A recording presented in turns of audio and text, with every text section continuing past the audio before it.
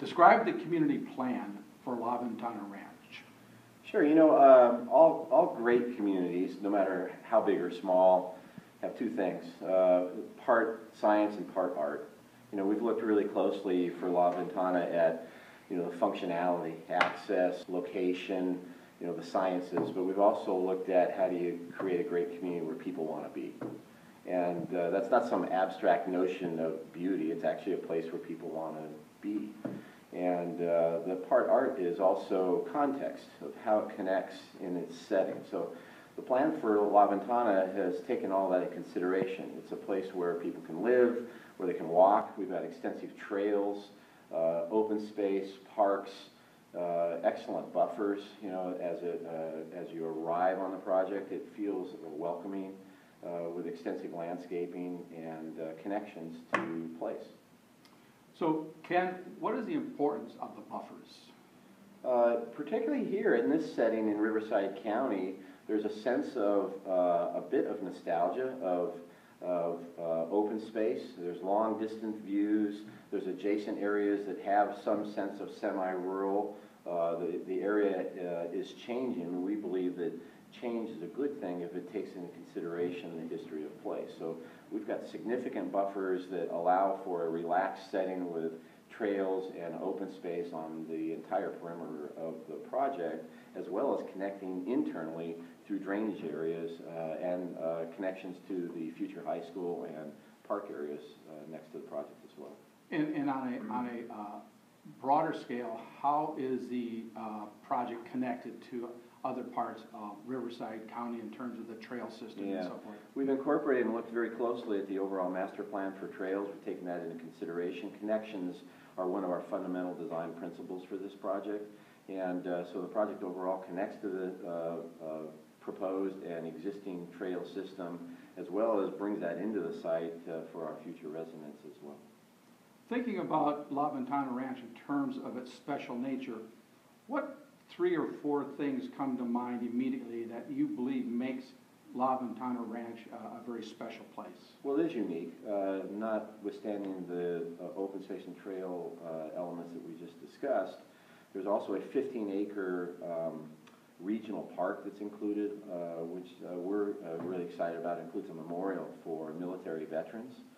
There's a certain sense of topography that provided a great location for that memorial for the veterans as part of the overall vision.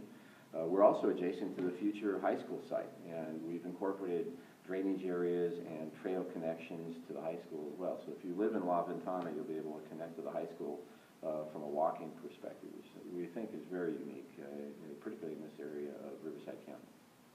So describe the architecture and why these architectural styles were selected for this community. Yeah, similar to the discussion about open space and buffers, which we didn't want this to feel like a subdivision, so we have asymmetrical landscaping, by the way. That means, one side of the street a little bit wider than the other. We carried that theme through the architecture as well, basically the California vernacular. We focused the architecture to be ranch or farmhouse or craftsman that evokes earlier California in terms of the overall architectural theme. And just getting a little bit more deeper into the parks and open space that are part of La Ventana Ranch, can you a little bit more detail Sure. on the parks and the open space? Yeah.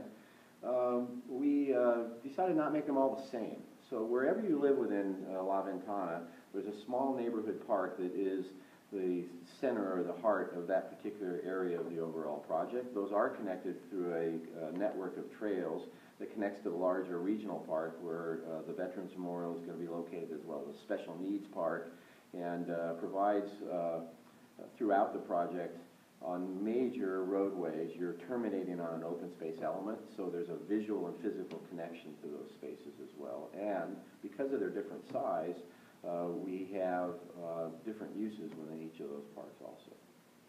And what are some of the sustainable principles that are incorporated in the community plan? Yeah, we worked really hard with our landscape architect and our engineer.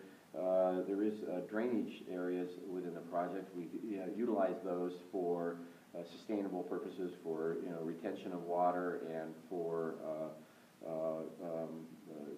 responding to water quality needs, not just to have a retention area, but actually incorporate that from a landscape perspective into the overall theming for the project.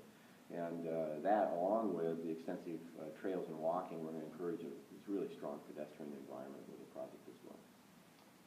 And in terms of creating a very distinct place, what role will a new high school play in creating that distinctive sense of place? Well, it's certainly an energizer, and you know, we've been really fortunate over the years to use those energizers as, you know, key elements of future development. In this case, the high school is unique. Anytime you can bring in education to help with residential living, it elevates the place. It adds value. And we think by paying attention to that high school site, the adjacent regional park, the trail system, and future residential that does speak and evoke architecture from the California vernacular, we think that helps create a great place.